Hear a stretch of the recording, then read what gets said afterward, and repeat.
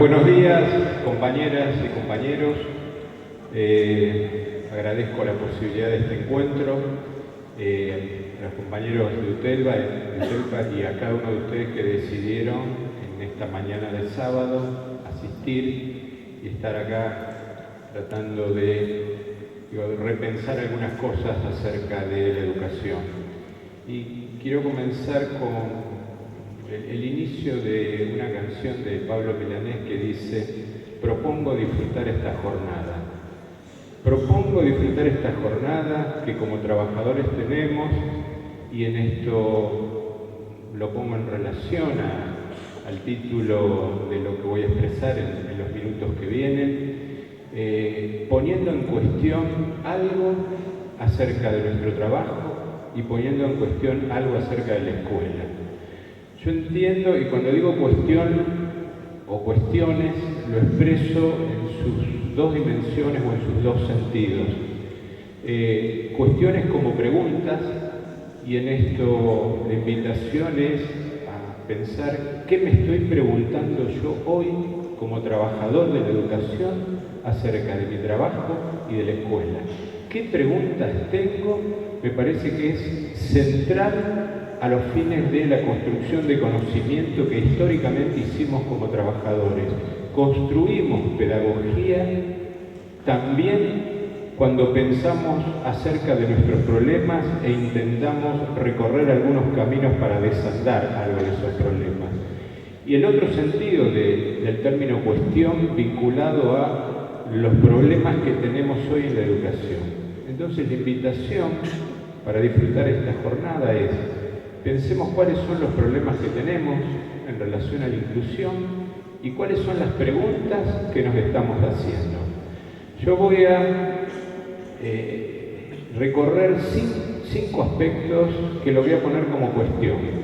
Yo creo que si nosotros queremos pensar la inclusión educativa, y en esto reafirmo algo de lo que ya dijeron las compañeras que estuvieron antes, la inclusión educativa se da dentro de un proceso social más amplio que es la inclusión. La escuela no va a resolver la inclusión de los sujetos. A veces se propone a la escuela que se haga cargo de llevar adelante la inclusión. Entiendo yo que en el mejor de los casos lo que podemos hacer es aportar desde la educación a la inclusión de los sujetos, pero la inclusión como derecho, trasciende a la escuela. Creo que tenemos 5 problemas o 5 cuestiones a pensar para indagar en los sentidos de la inclusión. La primera, y lo pongo como preguntas, y tal vez podamos decir algo, y si no quedarán para recorrer, es: ¿qué hacemos con las diferencias en la escuela? ¿Cuál es el lugar que tienen las diferencias en las prácticas pedagógicas? ¿Cuál es el lugar que tienen las diferencias en el aula donde yo estoy cotidianamente trabajando con los pibes en una experiencia pedagógica y didáctica? Esta pregunta me parece que es central, y hemos recorrido un camino acerca de las diferencias, pero creo que todavía nos quedan algunos problemas por abordar. Esta sería la primera cuestión: ¿cuál es el lugar de las diferencias? La segunda, que está vinculada a la primera, es: ¿cuál es el sentido de igualdad educativa que guía mis prácticas pedagógicas? ¿Qué entiendo yo cuando digo que lo que busca la escuela es la igualdad? ¿Qué es lo que está expresado en términos educativos y pedagógicos en esa afirmación? El tercer problema, vinculado a los dos anteriores, al de las diferencias y al de la igualdad, es: ¿cuál es la concepción de derecho que yo tengo respecto a la educación? Nuestro discurso político-pedagógico, y digo nuestro porque entiendo que cada uno de nosotros tiene un discurso político-pedagógico, es afirmar que la educación es un derecho social y personal, y que nuestros estudiantes son sujetos de derechos. Pero además también decimos que nosotros como trabajadores somos sujetos de derechos. ¿Qué significa esto y cómo se traduce el ejercicio de los derechos adentro de la escuela? El cuarto problema o cuestión sería pensar si las formas organizativas que tiene la escuela da lugar a las diferencias, a las relaciones de igualdad y al ejercicio de los derechos. Con esto estoy planteando, cómo está organizada la escuela y qué estamos haciendo con esas formas organizativas los que estamos adentro de la escuela trabajando. Y el quinto punto, sin el cual tampoco se puede pensar la inclusión ni la educación, es qué condiciones materiales se requieren para llevar adelante una propuesta educativa. Estos 5 elementos cotidianamente se cruzan, a veces se enfrentan, a veces se articulan. ¿Cómo vamos pensando y construyendo una educación, si queremos llamarla de carácter inclusivo, o cómo vamos respondiendo, si es que nos lo planteamos como pregunta, ¿qué es una escuela inclusiva? ¿Qué significa decir que la escuela es inclusiva? Bueno, yo creo que en la complejidad está la posibilidad del análisis y también en la capacidad de ser críticos con la escuela y con nuestro trabajo está la posibilidad de avanzar. Y lo pongo en estos términos, digo, de cada una de esas 5 cosas solamente voy a decir algo, y tal vez sean más preguntas que respuestas. La inclusión y lo que pudimos avanzar hasta hoy en inclusión, pensando en términos educativos, fue porque en algún momento decidimos discutir los 2 principios históricos que tiene la educación y la escuela, que es haber puesto en discusión la homogeneización y la normalización. Esa decisión nos permite avanzar en una idea de inclusión educativa.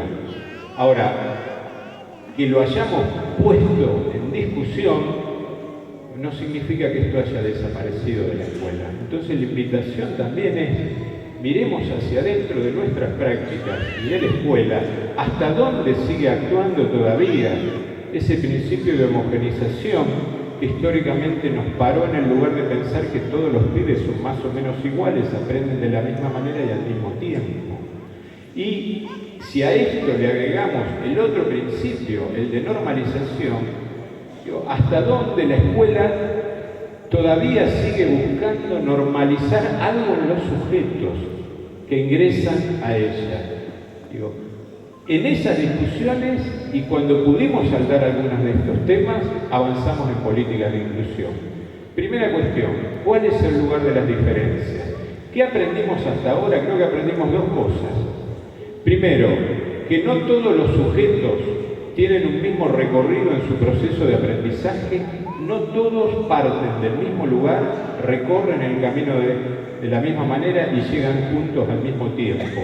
Salvo que siga prevaleciendo la homogeneización y yo espere hacia el final del año que todo el grupo escolar, supongamos el 3er año de la escuela primaria que tengo a mi cargo, haya llegado al mismo punto. Evaluación, el que llegó bien y el que no llegó se jode. Esto ha formado parte de la historia de la educación y de la escuela. Y lo otro que aprendimos es que los sujetos no tienen todos los mismos tiempos para aprender. No hay recorridos homogéneos ni tiempos homogéneos. Esto lo aprendimos. Ahora, pongo 2 o 3 títulos. Lo que todavía creo que seguimos teniendo como dificultad en relación a las diferencias es recorrer otros sentidos. Las diferencias como desacuerdo, las diferencias como desaveniencia, las diferencias como problema. Cotidianamente, cuando yo no me pongo de acuerdo con otro, digo, yo con vos tengo diferencia. Ahora, la escuela parece muchas veces que intenta negar las diferencias. Hay una histórica búsqueda de la armonía y del orden dentro de la escuela que, compañeras y compañeros, es una tarea imposible. No existe la armonía ni el orden. Existen consensos, existen acuerdos que son en algún momento y en algún tiempo.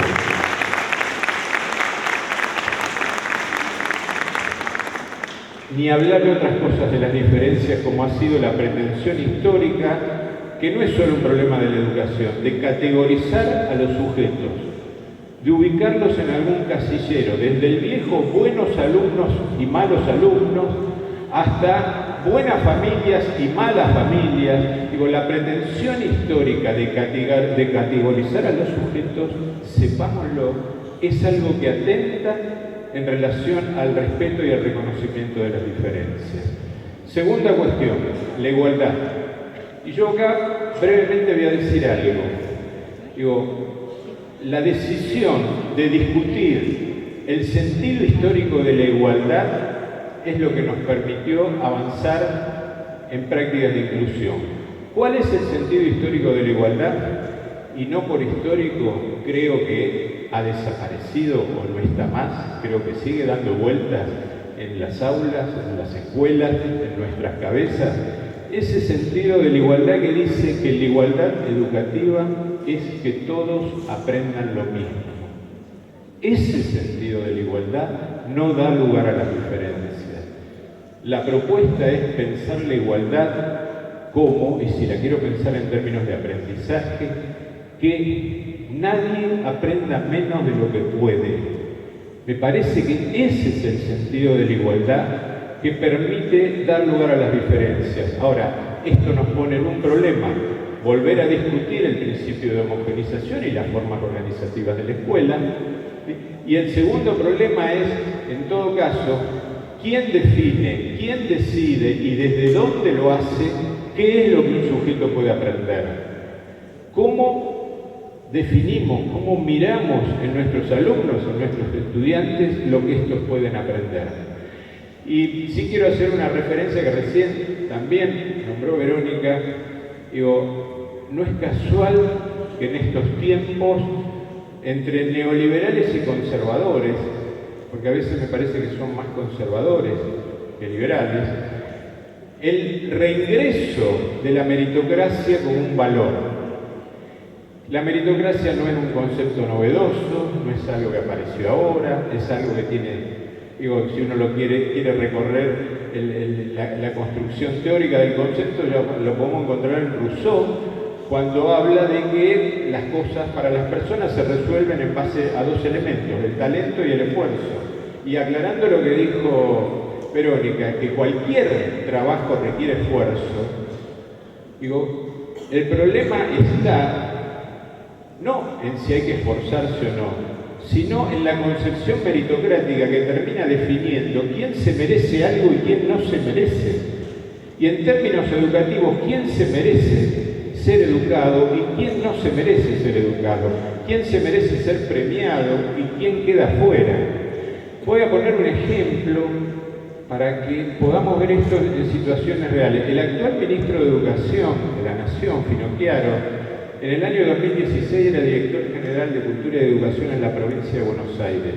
Él elaboró un programa para secundaria. El programa consistía en, a los 25 mejores alumnos, decía él, ahora veamos qué significaba para él mejores alumnos, de la provincia de Buenos Aires, se le iba a conceder al año siguiente un trabajo en algún organismo del Estado. 25 alumnos, ese es para esa concepción un programa de política pública. ¿Por qué 25? Porque la provincia de Buenos Aires tiene 25 regiones educativas. ¿Qué 25 eran elegidos? Los mejores promedios.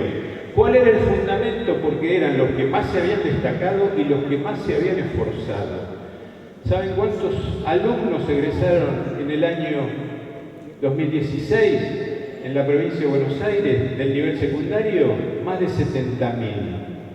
Una política pública para 25 sujetos que seguramente se esforzaron, ¿sí?, ante un universo de 70.000. Esa es la concepción meritocrática.